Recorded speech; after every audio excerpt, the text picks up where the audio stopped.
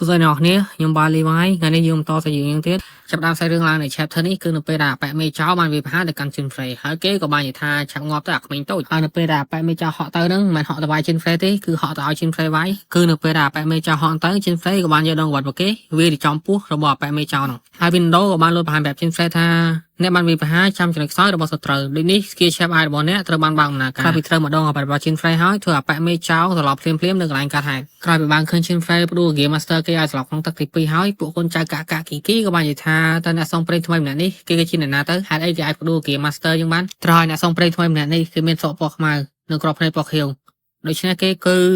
បន្ទាប់ពីឃើញពួកកាកាគីគីយ៉ាងខ្សឹបខ្សៀវនេះហើយជិនហ្វ្រេក៏បានគិតក្នុងចិត្តថាតើពួកហ្នឹងវាកំពុងធ្វើអីវិញនោះបាយចឹងថានេះគឺជាអ្នកសងព្រេងថ្មីដែលគេកំពុងល្បីហ្នឹងមែនគឺជាគាត់ជិនហ្វ្រេវ៉ាន់រ៉េតបន្តឲ្យបានដឹងដូច្នេះពួកកាកាគីគីក៏បាននិយាយថាហើយមរត់ទៅឯនៅទៅអីទៀតងាប់ចុយម៉ែលើហើយជិនហ្វ្រេរបស់យើងក៏បានគិតនឹងចិត្តថាជួយមិនពួកនេះដឹងឈ្មោះខ្ញុំចឹងហើយរឿងរបស់យើងក៏បានកាត់ទៅក្នុងរាងចិនរាំង B1 ហើយស្ថិតនៅក្នុងរាងចិនរាំង B នោះយើងបានឃើញថាជិនហ្វ្រេក៏ស្ថិតនៅទីនោះដែរហើយនៅក្រៅខ្នងរបស់ជិនហ្វ្រេគឺមានបិសាចដ៏ធំមួយកំពុងតែដេកស្នូហើយជិនហ្វ្រេក៏បាននិយាយថាឥឡូវនេះខ្ញុំបានកម្ចាត់មេនៅក្នុងរាងចិនរាំង B ហើយតែខ្ញុំគិតថាមេនេះវាអន់ជាងមេមុនដែលខ្ញុំកម្ចាត់ហើយមេបិសាចនេះដែរវាមាន level រហូតដល់35ហើយជិនហ្វ្រេរបស់យើងក៏បានធ្វើដំណើរទៅទៀតឆ្ពោះទៅរូបសំណាកមួយហើយនៅពេលដែលជិនហ្វ្រេបានធ្វើដំណើរទៅដល់រូបសំណាកនោះជិនហ្វ្រេក៏បានដកក្របភ្នែករបស់ Cyclops ទៅដាក់ក្នុងភ្នែករបស់រូបចម្លាក់នោះបន្ទាប់មកជិនហ្វ្រេក៏បានយកស្លាបរបស់ Gumball ទៅដាក់ក្នុងស្លាបរបស់រូបចម្លាក់នោះទៀតភ្លាមនោះអាចធ្វើឲ្យមានថាមពលមួយបានលេចឡើងពីរូបចម្លាក់នោះហើយកន្លែងដែលជិនហ្វ្រេបានដាក់ក្របភ្នែករបស់ Cyclops ចូលទៅក៏បានហូរទឹកភ្នែកចេញមកភ្នែកបងស្រស់មិនមែនគ្មានបញ្ហាហេតុអ្វីជីវ៉ាហាំងដូចជាធ្លើមិនដឹងហេតុអ្វីនិស័យស្នេហ៍បានត្រឹមតែពុនមូលហេតុអ្វីប្រលឹងអូនដាច់ចិត្តចាក់ចោលបងហើយដំណក់ទឹកភ្នែកទាំងនោះក៏បានសក់ចូលទៅក្នុងកែវមួយហើយពេលនោះដែរក៏មានរង្វង់ពលឺមួយបានលេចឡើងនៅលើកែវនោះហើយរង្វង់ពលឺនោះដែរគឺជាអាម៉ូសដែលមានឈ្មោះថា Lucifer Halo ដែលស្ថិតនៅក្នុង rank យើងអត់ដឹងទេសំណាងបូក100ភាពធន់របស់វាគឺ2000ហើយ skill ទី1របស់អាម៉ូនេះដែរមានឈ្មោះថា Mind Reading គឺ passive របស់វាអាចដឹងពីការគិតនិងអារម្មណ៍របស់អ្នកដទៃរីឯ skill ទី2វិញមានឈ្មោះថា Spell Detection ហើយ passive របស់ skill នេះដែរគឺ Chim Frame របស់យើងអាច scan រើបិសាចក្នុងរយៈចម្ងាយរហូតដល់3ម៉ាល់ហើយ3ម៉ាហ្នឹងគិតជាគីឡូប្រហែលជា75គីឡូចំណែក skill ទី3របស់អាម៉ូនេះវិញគឺអត់ទាន់ unlock ទេមិនតើបាន item នោះហើយ Chim Frame ក៏បាននិយាយទៅកាន់រូបសំណាកនោះថាកុំភ័យឲ្យអូនសម្លាញ់បងថែរក្សារបស់នេះបានល្អអាឡៃហ្នឹងរឿងមិនស្អីចឹងទេតែខ្ញុំបន្ថែមណាហើយ Chim Frame ក៏បានពាក់អាម៉ូនោះហើយយើងមើលទៅបន្ទាប់ពី Chim Frame បានពាក់អាម៉ូនោះហើយដូចជាមនុស្សស្លាប់មែនទេហើយ Chim Frame ក៏បានគិតនឹងចិត្តថាជួយមិនពាក់អាម៉ូនេះហើយមើលទៅដូចជាមនុស្សដែលបានស្លាប់ចឹងហើយChim Frameក៏បានគិតក្នុងចិត្តថាតែមិនអីទេជាមួយអាម៉ូនេះខ្ញុំប្រហែលជាមានសមត្ថភាពជាងមុន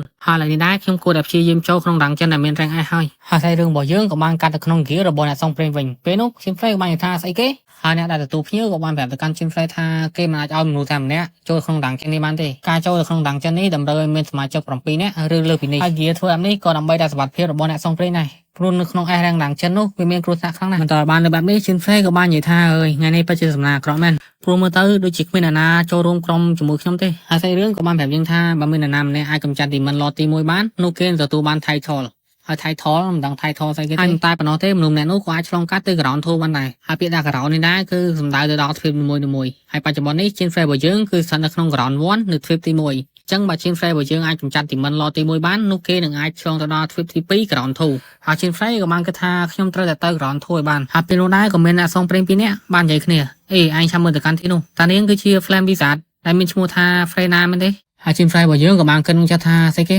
េតានាងគឺជា Flame Wizard មែនទេហើយនេះគឺជាតួអង្គម្នាក់ហ្នឹងមានឈ្មោះថា Freyna មានអាយុ23ឆ្នាំ level 45ហើយមានខ្លះជា Wizard ពេលដែលChim Frame បានស្រឡងទៅមើល Freyna រួច skill ទី1របស់មកគេបានបើកដំណើរការហើយ skill នោះដែរមានឈ្មោះថា Mind Reading ហើយពេលនេះChim Frameក៏អាចដឹងពីការគិតរបស់ Freyna បាននៅក្នុងការគិតរបស់ Freyna នាងចង់ចូលទៅក្នុង S rank រាងចិនប៉ុន្តែនាងមិនអាចចូលបានដោយសារតែនាងខ្វះគ្នាបន្ទាប់ Chim Frame បានដឹងបែបនេះChim Frameក៏បានគិតក្នុងចិត្តថាតើអូនដឹងទេអូនគឺជាផ្កាយសំណាងនៅក្នុងជីវិតរបស់បងចាយ Freyna នោះក៏បាននិយាយទៅកាន់សមាជិករបស់គេថាតើឥឡូវនេះយើងគួរធ្វើអីបន្ទាប់ហើយសមាជិកម្នាក់នោះក៏បានឆ្លើយវិញថាមានធ្វើអីឥឡូវយើងមកបែកជួរគ្នាទៅផ្ទះទៅហើយពេលនោះដែរChim Frameរបស់យើងក៏បានដើរចូលមកហើយគេក៏បាននិយាយទៅកាន់ Freyna ថា excuse me អូនសម្លាញ់ហើយកន្លែងអូនសម្លាញ់អូនអីហ្នឹងខ្ញុំអ្នកបន្ថែមទេកម្មពិតទៅ Chim Frame គឺជាបរិបទដ៏ល្អនិងស្មោះម្នាក់ដូចជាខ្ញុំកំពុងសម្រាយរឿងចឹងផ្ទុយឆ្លាស់ពីអ្នកមើលវីដេអូខ្ញុំវិញគឺសាវ៉ាជួយតម្រើយហើយតើឥឡូវកុំក្បាច់ក្បោច្រើនចូលសាច់ការសាច់រឿងហ្នឹងវិញហើយChim Frameក៏បាននិយាយទៅកាន់ Freyna ថាតើខ្ញុំអាចចូលរួមបានទេបានលើបែបនេះអ្នកទាំងអស់នោះក៏បានងាកទៅមើលតែមិនងាកទៅមើលChim Frameទេគឺងាកទៅមើលអាម៉របស់Chim Frameនៅលើក្បាលហ្នឹងយើងមើលទៅដូចស្អីចឹងហើយពេលនោះដែរក៏មានសមាជិកអ្នកសងព្រេងម្នាក់បានសួរទៅកាន់Chim Frameថាតើឯងគឺជានរណា ហើយឥឡូវនេះក្រុមយើងសម្រាប់ចិត្តរបស់បងហើយអញ្ចឹងអាចទៅស្វែងរកក្រុមផ្សេងដើម្បីចូលរួមបានហើយ team play របស់យើងក៏បានដឹងពីការគិតរបស់អ្នកសងព្រេងម្នាក់ហ្នឹងគេបានគិតទៅដល់មិត្តរួមក្រុមរបស់គេដែលរងរបួសត្រូវដីសម្រាប់ជាបាននៅទីពេទ្យហើយ team play ក៏បាននិយាយថាឥឡូវសាប់ leader និយាយសិនមើលហើយ team play របស់យើងក៏បានបន្តសួរទៅកាន់ friend ណាថាតើអ្នកមានកិច្ចការអ្វីដែរស្ថិតនៅក្នុងដាងចិនរឹងហើយ friend ណាក៏បានឆ្លើយទៅកាន់ team play វិញថាវាគ្មានន័យតាក់ទងនឹងលោកទេហើយ team play របស់យើងក៏បានដឹងពីការគិតរបស់ friend ណាទៀតនិយាយទៅអាប៉ែតួឯងនេះដឹងក៏វឿងបណ្ដោយលើការគិតរបស់ friend ណានាងបានគិតទៅដល់ឪពុកនាងដែលបានចូលទៅក្នុងដាងចិនរឹងតាមបានត្រឡប់មកវិញអស់រយៈពេល1ខែហើយ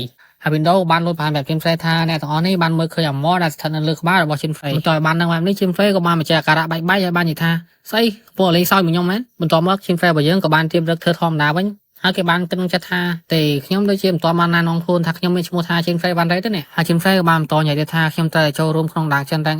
កាន់តែលឿនកាន់តែល្អហើយក៏មានអ្នកសុំព្រេងម្នាក់ក៏បាននិយាយថាដូច្នេះឯងគឺជាអ្នកសុំព្រេងថ្មីដែលគេកំពុងល្បីហ្នឹងមែនមានឈ្មោះថា team play បានទេហើយតែគេម្នាក់នេះមែនទេគឺជាអ្នកដែលកម្ចាត់បិសាចបាន33ក្បាលនៅពេលដែលជ្រើសរើសខ្លះ team play ក៏បានគិតថាអញ្ចឹងបានពួកចៅនោះបានដឹងពីឈ្មោះរបស់គេការពិតឈ្មោះគេកំពុងល្បីយ៉ាងសោះបន្ទាប់បានដឹងបែបនេះចៅ play ណាក៏បាននិយាយថាអូខេបងសម្លាញ់អូននឹងអនុញ្ញាតឲ្យបងចូលរួមជាមួយនឹងក្រុមរបស់អូនហើយសមាជិកដែលស្ថិតនៅក្នុងក្រុមក៏បាននិយាយថាស្អីគេលឿនមកចៅ play ណាក៏បានបន្តនិយាយថាបើសិនជាបងគ្មានប្រយោជន៍នៅក្នុងក្រុមរបស់អូនទេអូននឹងដេញក្បាលបងចោល team play ក៏បាននិយាយវិញថាអូខេអូនសម្លាញ់បងនឹងបង្ហាញវាអូនមើលហើយ team play ក៏បានបន្តនិយាយក្នុងចិត្តថាទីបំផុតឥឡូវនេះខ្ញុំបានចូលទៅក្នុងដាងចិនរឹងហើយហើយរឿងរបស់យើងក៏បានកាត់ចូលទៅក្នុងដាងចិនរឹងហើយស្ថិតនៅក្នុងដាងចិនរឹងនោះយើងក៏បានឃើញថាក្រុមរបស់ team play កំពុងធ្វើដំណើរនៅទីនោះហើយពេលនោះដែរក៏មានអ្នកសងព្រេងម្នាក់បានសួរទៅកាន់ team play ថាឯងប្រកាសអត់ថាឯងគឺជាអ្នកសងព្រេងដែលគេកំពុងល្បីហ្នឹងហើយ team play ក៏បានតតវិញថាហ្នឹងហើយខ្ញុំហ្នឹងហើយណាទៀតហើយនៅពេលដែលពួកគេកំពុងធ្វើដំណើរបដានិយាយគ្នាលេងបដាហ្នឹងភ្លាមនោះដែរ skill ទី2របស់ team play ក៏បានបើកដំណើរការឡើងហើយ skill នោះមានឈ្មោះថា spell detection ហើយ team play ក៏បានដឹងពីវត្តមានរបស់វិស័យជាច្រើនបាននាំគ្នារត់ចូលពីលើភ្នំបន្ទាប់បានដឹងបែបនេះ team play ក៏បានប្រាប់ទៅកាន់អ្នកសងព្រេងម្នាក់ដែលមានខ្លះជា Seal Warrior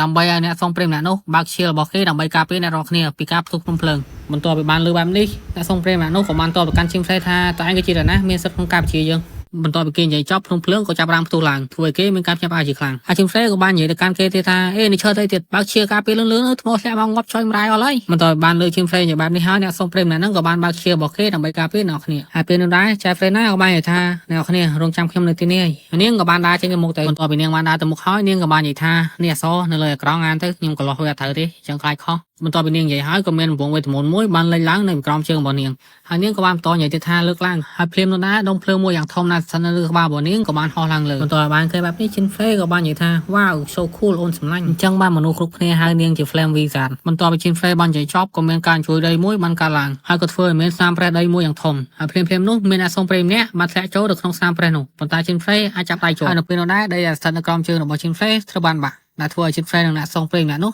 បានធ្លាក់ចូលទៅក្រោម team play និងអ្នកសងព្រេងម្នាក់នោះក៏បានធ្លាក់ទៅលើរោមរបស់វិសាចមួយហើយសត្វវិសាចនឹងដែរមាន level រហូតដល់38ហើយ team play ក៏បាននិយាយថាអើយវាងាប់ស្នាល្អធ្លាក់មកទៅលើសត្វវិសាចមួយនេះហើយពេលដែល team play កំពុងនិយាយហ្នឹងសត្វវិសាចក៏បានងាកទៅមើលអ្នកទាំងពីរបន្ទាប់បានឃើញបែបនេះ team play ក៏បាននិយាយថា oh no អេឥឡូវនេះយើងគួរតែចាក់ចេញពីទីនេះទៅហើយឥឡូវនេះដែរសាច់រឿងយើងក៏បានចប់ដែរគ្មានតូចហើយនេះគឺជា QR របស់ខ្ញុំបើសិនមានអ្នកចង់ donate អីអាច donate តាមនឹងបានហើយខ្ញុំក៏អរគុណដល់អ្នកដែលបាន donate ខ្ញុំកាលពីវីដេអូមុនដែរនេះឈ្មោះពីម្នាក់ដែរខ្ញុំដាក់នៅលើហ្នឹងហើយក៏អរគុណអ្នកគ្នាដែរសម្រាប់ការ donate មិញនេះជាចុងក្រោយអរគុណអ្នកគ្នាពីខ្ញុំ Levi ឥឡូវដល់ម៉ោងខ្ញុំអាប់រ៉េងហើយបាយ